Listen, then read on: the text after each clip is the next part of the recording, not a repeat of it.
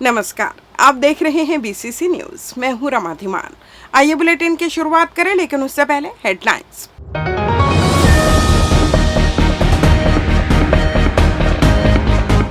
थाने में कबाड़ी की खातिरदारी, एसएसपी ने 2 पुलिसकर्मियों को किया लाइन अटैच। तकनीकी जांच और कार्रवाई का तरीका, पुलिसकर्मियों को दिया गया प्रशिक्षण। इबोला वायरस की दस्तक पहचाने हुई तैयारी, स्वास्थ्य अमला सक्रिय। और गर्मी का तापमान 45 डिग्री पार, जनजीवन हो रहा प्रभावित। हेडलाइंस के बाद खबरें विस्तार से। न्यायधानी बिलासपुर में पुलिस और अवैध कारोबारियों की कथित सांठगांठ को लेकर एक बार फिर सवाल खड़े हो गए हैं। कोनी थाने की एक वायरल तस्वीर ने पुलिस विभाग की कार्यप्रणाली को कटघरे में ला दिया है। वायरल फोटो में अवैध कबाड़ कारोबार से जुड़े अकबर खान को थाने के भीतर कुर्सी पर आराम से बैठकर चाय पीते देखा जा रहा है, जबकि सामने 2 पुलिसकर्मी मौजूद है। तस्वीर सामने आने के बाद सोशल मीडिया में पुलिस की जमकर किरकिरी हो रही है और लोगों के बीच यह चर्चा का विषय बन गया है। जानकारी के मुताबिक अकबर खान कोनी थाना क्षेत्र में अवतार पैलेस के सामने कबाड़ दुकान संचालित करता है।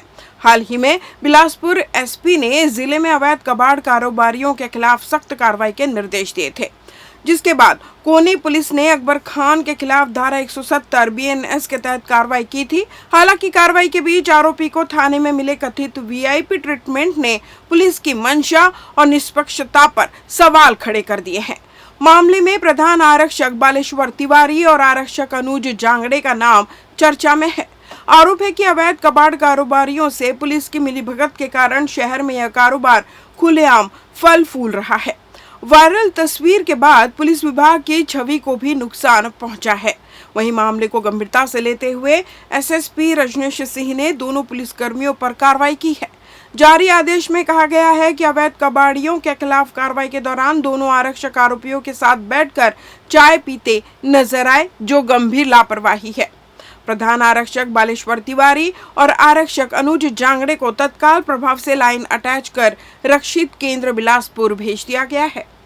छत्तीसगढ़ उच्च न्यायालय ने सेवानिवृत्त संयुक्त आयुक्त भागीरथी जोशी के खिलाफ जारी विभागीय जांच की प्रभावशीलता और आगे की कार्रवाई पर अंतरिम रोक लगा दी है। यह आदेश न्यायमूर्ति विभुदत्त गुरु ने सुनवाई के दौरान पारित किया। याचिकाकर्ता बीआर जोशी वर्ष 1993 में पंचायत एवं ग्रामीण विकास विभाग में नियुक्त हुए थे और 31 जनवरी 2026 को संयुक्त आयुक्त पद से सेवानिवृत्त हुए। सेवानिवृत्ति के करीब 3 महीने बाद 9 अप्रैल 2026 को विभाग ने उनके खिलाफ विभागीय चार्जशीट जारी कर जांच प्रक्रिया शुरू की। चार्जशीट में लगाए गए आरोप वर्ष 2004-05 और 2007-08 से जुड़े बताए गए हैं। याचिका में कहा गया कि संबंधित मामलों की जांच पहले ही सक्षम अधिकारियों, कलेक्टर और लोकायुक्त स्तर पर हो चुकी थी। जांच के बाद मामलों को बंद भी कर दिया गया था। मामले को प्रथम दृष्टया गंभीर मानते हुए हाईकोर्ट ने 9 अप्रैल 2026 को जारी चार्जशीट के प्रभाव और संचालन पर अगली सुनवाई तक रोक लगा दी है। अदालत ने मामले की अगली सुनवाई 5 सप्ताह बाद तय की है। न्यायधानी सहित प्रदेश भर में निर्माण कार्यों पर महंगाई का असर अब स्पष्ट दिखाई देने लगा है। डीजल की कमी, परिवहन खर्च में वृद्धि और सप्लाई प्रभावित होने के चलते सीमेंट के दाम बढ़ गए हैं। कारोबारियों का कहना है कि हाल के दिनों में पेट्रोल पंपों पर लंबी कतारों और डीजल सप्लाई में आई बाधा का सीधा असर बाजार पर पड़ा है। सीमेंट व्यापारियों के अनुसार ईंधन कीमतों में हुई बढ़ोतरी से ट्रांसपोर्ट लागत में इजाफा हुआ है। एक ट्रक औसतन 1 लीटर डीजल में करीब 3 किलोमीटर चलता है। ऐसे में 500 से 600 किलोमीटर की दूरी तय करने पर भाड़ा खर्च में लगभग 500 से 1000 रुपए तक की वृद्धि दर्ज की जा रही है। इसका असर ओपीसी और पीसीसी सीमेंट की कीमतों पर पड़ा है। बताया जा रहा है कि अल्ट्राटेक सीमेंट की कीमत 285 रुपए से बढ़कर 290 रुपए प्रति बोरी हो गई है। एसएससी सीमेंट में 20 रुपए की बढ़ोतरी के बाद इसका भाव 285 रुपए प्रति बोरी पहुंच चुका है। अंबुजा सीमेंट 10 रुपए महंगा होकर 288 रुपए प्रति बोरी बिक रहा है, जबकि बंगर सीमेंट की कीमत 15 रुपए बढ़कर 260 रुपए प्रति बोरी हो चुकी है। जिला पुलिस बिलासपुर द्वारा शुक्रवार को चेतना भवन पुलिस लाइन में संगठित अपराध एवं छोटे संगठित अपराध ई साक्ष्य ई समन एवं आई गॉफ्ट कर्मयोगी विषय पर एक दिवसीय प्रशिक्षण कार्यशाला का आयोजन किया गया। यह कार्यशाला पुलिस उप महानिरीक्षक एवं वरिष्ठ पुलिस अधीक्षक बिलासपुर रजनीश सिंह के मार्गदर्शन में संपन्न हुई। कार्यक्रम में राज्यपत्रित अधिकारी, थाना एवं चौकी प्रभारी, विवेचक सहित कुल 60 अधिकारी कर्मचारी शामिल हुए। कार्यक्रम की शुरुआत एसएसपी रजनीश सिंह के उद्बोधन से हुई। उन्होंने बढ़ते साइबर अपराध और संगठित अपराधों की चुनौतियों का उल्लेख करते हुए पुलिस अधिकारियों को नवीन कानूनों, तकनीकी साक्ष्यों और डिजिटल प्रक्रियाओं की अद्यतन जानकारी रखने की आवश्यकता पर जोर दिया। उन्होंने कहा कि आधुनिक तकनीक के प्रभावी उपयोग से अपराध नियंत्रण और विवेचना की गुणवत्ता को और बेहतर बनाया जा सकता है। प्रशिक्षण सत्र में एसडीओपी नुपुर उपाध्याय ने संगठित अपराध एवं छोटे संगठित अपराध विषय पर विस्तार से जानकारी दी। उन्होंने संबंधित कानूनी प्रावधान, विवेचना प्रक्रिया और अपराध नियंत्रण की रणनीतियों पर अधिकारियों का मार्गदर्शन किया। वहीं आरक्षक डीके साहू ने ई साक्ष्य ई समन एवं आई गॉट कर्मयोगी विषय पर प्रशिक्षण देते हुए डिजिटल साक्ष्यों के संरक्षण, इलेक्ट्रॉनिक समन तामील प्रक्रिया और पोर्टल के उपयोग की जानकारी साझा की। कार्यशाला में अधिकारियों ने विभिन्न विषयों पर जिज्ञासाएं भी रखी। पुलिस अधिकारियों ने प्रशिक्षण को उपयोगी बताते हुए कहा कि इससे आधुनिक विवेचना प्रणाली को समझने में मदद मिलेगी। लेते हैं छोटा सा ब्रेक। पिछले 17 वर्षों से रियल एस्टेट के क्षेत्र में दे रहे हैं अपनी सेवाएं और लगातार शहर की जनता को एक नई लिविंग लाइफस्टाइल। अपने कार्यों एवं सेवाओं के माध्यम से लाखों लोगों की उम्मीदों को दिया है आकार। इसलिए जिले में ही नहीं पूरे प्रदेश में इनकी पहचान है बरकरार। आपके सपनों के घर को हकीकत में बदल कर है दिखाना, इसलिए आपके लिए लेकर आए हैं भाटी आशिया।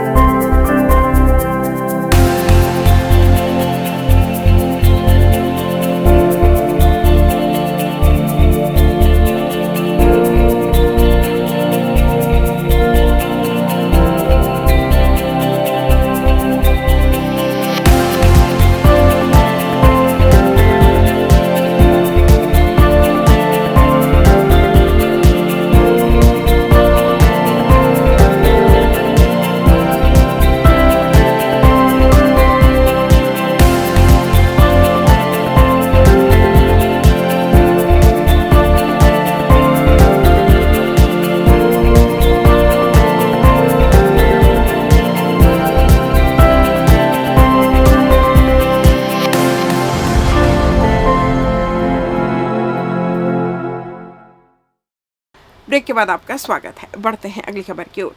शासकीय चिकित्सा महाविद्यालय सिम्स में संभावित इबोला वायरस संक्रमण की रोकथाम, उपचार व्यवस्था सहित अस्पताल में संक्रमण नियंत्रण को लेकर अहम बैठक रखी गई। बैठक का आयोजन medical superintendent doctor Lakhan Singh द्वारा सुपरिटेंडेंट ऑफिस में किया गया, जिसमें अस्पताल की तैयारियों की विस्तृत समीक्षा करते हुए आवश्यक दिशा निर्देश जारी किए गए। बैठक में संभावित इबोला संक्रमित मरीजों के उपचार हेतु अस्पताल की वार्ड प्रिपेयर्डनेस, आवश्यक संसाधनों की उपलब्धता, आइसोलेशन व्यवस्था एवं संक्रमण नियंत्रण उपायों पर विशेष चर्चा की गई। साथ ही संदिग्ध मरीजों के लिए पृथक सैंपल कलेक्शन एरिया विकसित करने तथा उसकी कार्यप्रणाली को प्रभावी बनाने के निर्देश दिए गए। सिम्स अधिष्ठाता डॉक्टर रमनेश मूर्ति ने बैठक के संबंध में कहा कि किसी भी संभावित संक्रामक रोग से प्रभावी ढंग से निपटने के लिए समय रहते तैयारी एवं सतर्कता अत्यंत आवश्यक है। उन्होंने कहा कि सिम्स अस्पताल में मरीजों एवं स्वास्थ्य कर्मियों की सुरक्षा सर्वोच्च प्राथमिकता है तथा संक्रमण नियंत्रण से संबंधित सभी प्रोटोकॉल का गंभीरता एवं प्रतिबद्धता के साथ पालन सुनिश्चित किया जाएगा। सोशल मीडिया प्लेटफॉर्म इंस्टाग्राम पर दोस्ती कर युवती को शादी का झांसा देकर दुष्कर्म करने वाले आरोपी को तोरवा पुलिस ने गिरफ्तार कर लिया है। पुलिस ने आरोपी के खिलाफ भारतीय न्याय संहिता की धारा 69 के तहत मामला दर्ज कर उसे न्यायिक रिमांड पर जेल भेज दिया है।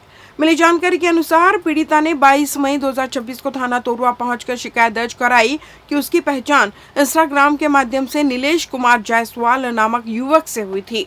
धीरे धीरे दोनों के बीच बातचीत बढ़ी और आरोपी ने युवती को प्रेम जाल में फंसा लिया। आरोप है कि युवक ने शादी का भरोसा दिलाते हुए अपना जन्मदिन मनाने के बहाने युवती को तोरवा क्षेत्र के एक होटल में बुलाया। पीड़िता का आरोप है कि होटल में आरोपी ने शादी का झांसा देकर उसके साथ जबरन शारीरिक संबंध बनाए। घटना के बाद आरोपी लगातार उसे बहलाता रहा, लेकिन बाद में शादी से मुकर गया। इसके बाद युवती ने साहस जुटाकर पुलिस में शिकायत दर्ज कराई।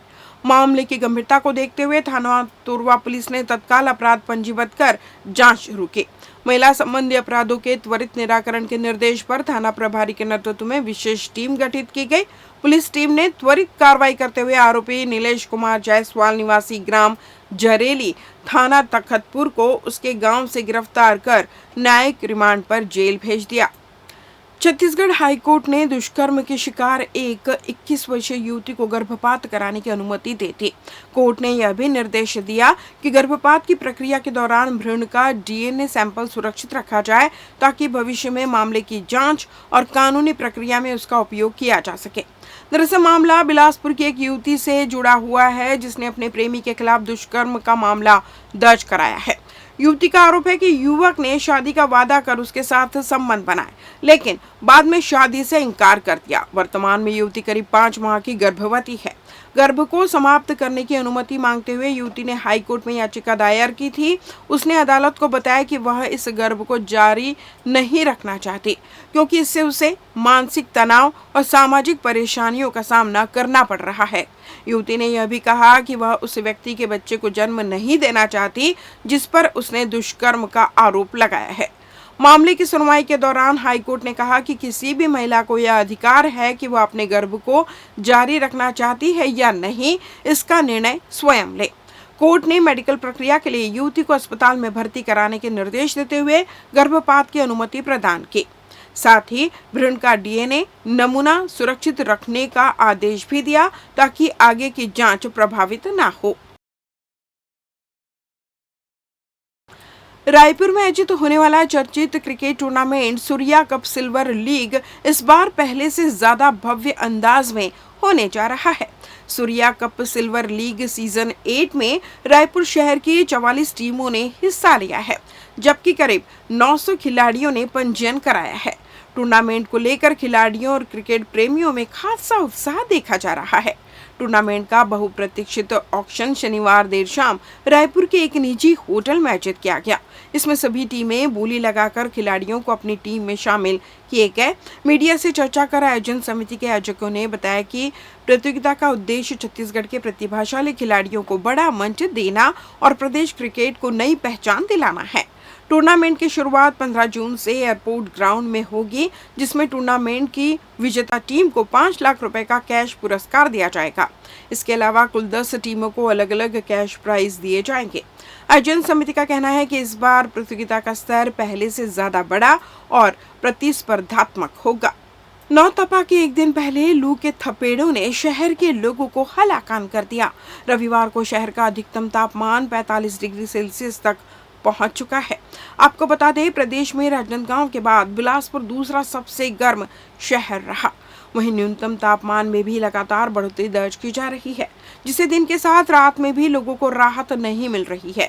सुबह 9 बजे के बाद से ही तेज धूप और गर्म हवाओं ने लोगों को बेहाल कर दिया।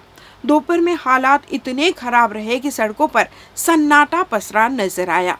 बाजारों में सामान्य दिनों की तुलना में भीड़ कम रही, जबकि मॉर्निंग वॉक पर निकलने वालों की संख्या भी घट गई।